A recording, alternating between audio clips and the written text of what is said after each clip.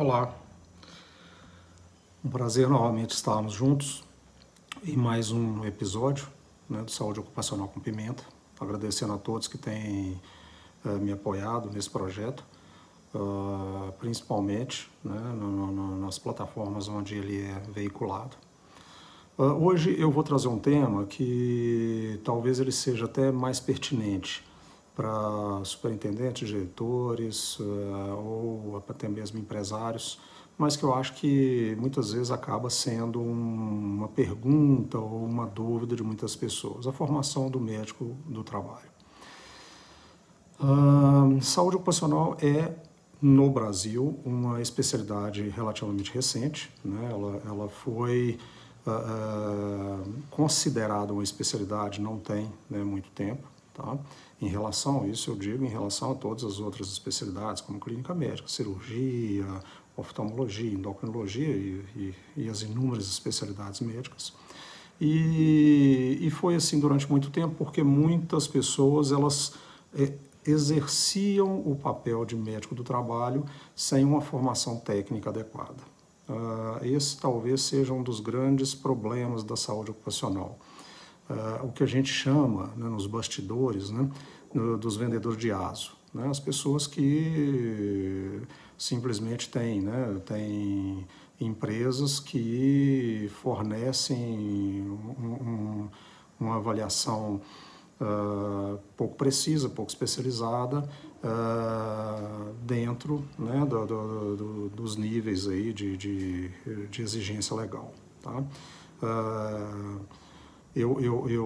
Inclusive, eu não estou aqui, não é para criticar ou para levantar bandeira nenhuma, basicamente é para que vocês entendam o seguinte: a saúde ocupacional hoje ela é uma especialidade, então ela tem residência médica, mas são poucas vagas no Brasil ainda, e grande parte de nós foi formado, forjado pelos anos de experiência, especializações, grande parte. É extremamente importante que essas especializações elas sejam reconhecidas, porque senão você vai estar fazendo uma coisa que não tem um reconhecimento, então isso não convém. Pode até ser para uma melhoria, vamos dizer assim, técnica, mas ela não vai ter realmente um substrato que vai te deixar com a capacitação para ser realmente um médico do trabalho. E aí você então tem, existem inúmeras empresas, por exemplo, que elas contratam um médico clínico. Tá? Isto é imoral, ilegal? Não, não é. Tá? É bem claro isso, inclusive na própria norma, de que se você não tem acesso a um médico do trabalho, eu vou usar, por exemplo, alguns exemplos de empresas que às vezes têm obras ou que têm uma localidade, estão numa localidade, às vezes, que não tem o profissional, esse especialista, você pode colocar um clínico que vai ser um médico examinador. Tá? Então, ou seja, você vai ter ali um médico examinador e na ausência de outro, de um profissional realmente habilitado, capacitado, ele vai poder gerenciar ali o seu programa, o seu PCMSO e coisas mais, e podem fazer com bastante tranquilidade, bastante maestria. Não estou falando isso colocando que é o que deve ser feito, mas pode ser feito. Não é o ideal, não é o padrão ouro, mas pode ser feito. O que seria o ideal? É você ter realmente um médico com a formação acadêmica de saúde ocupacional. Eu sempre falo para as pessoas, é muito interessante, saúde ocupacional veio muito, é outro problema sério, que ela veio muito como bico.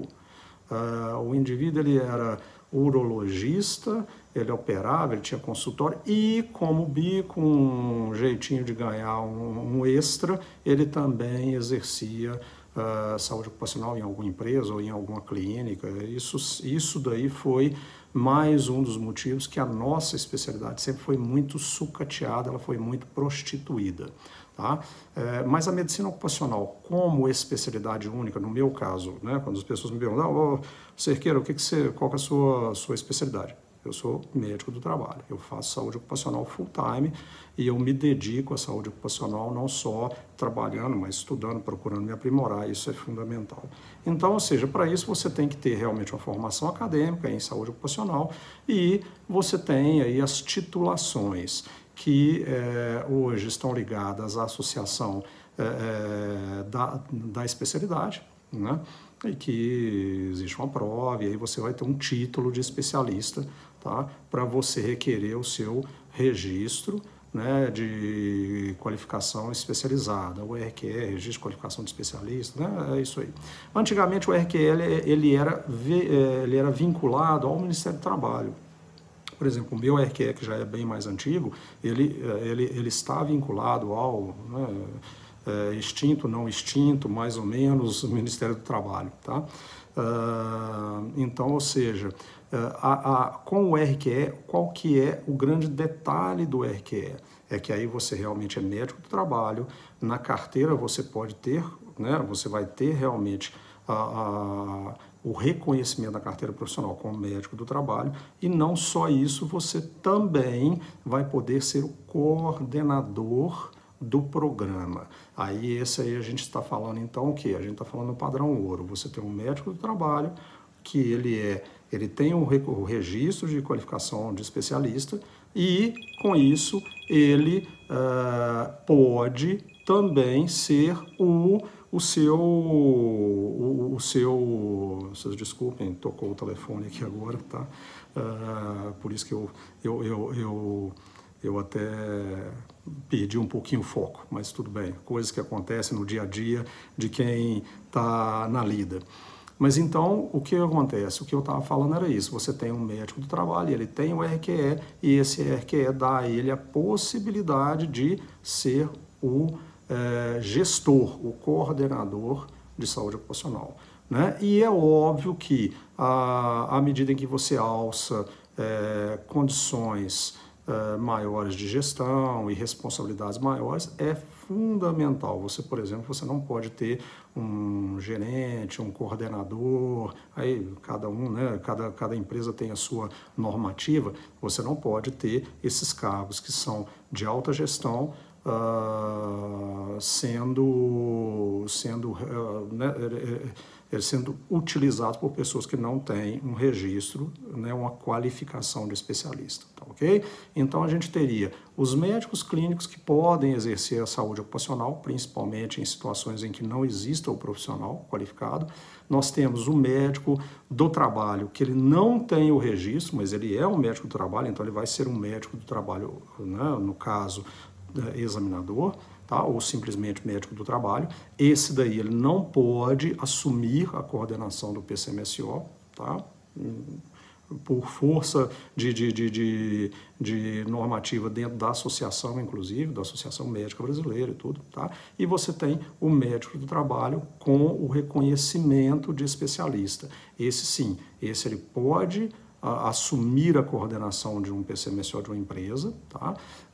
Ou ele pode galgar estágios, né, mais elevados de gestão, de superintendência, de direção dentro de uma organização que ele fizer parte, ok? Então, ou seja, fundamental para a sua empresa, fundamental para você que tem realmente o foco no ser humano, na saúde, na qualidade do seu trabalhador, tá? É importante que você tenha o especialista. Saúde ocupacional, o médico do trabalho, ele é fundamentalmente um médico que não trabalha com a doença em si, ele trabalha, eu sempre falo isso, eu trabalho com a saúde, né? Se a pessoa se ela estiver doente, se ela se apresentar com uma doença, é um indicador, é um indicativo que tem algo falhando em todo o processo.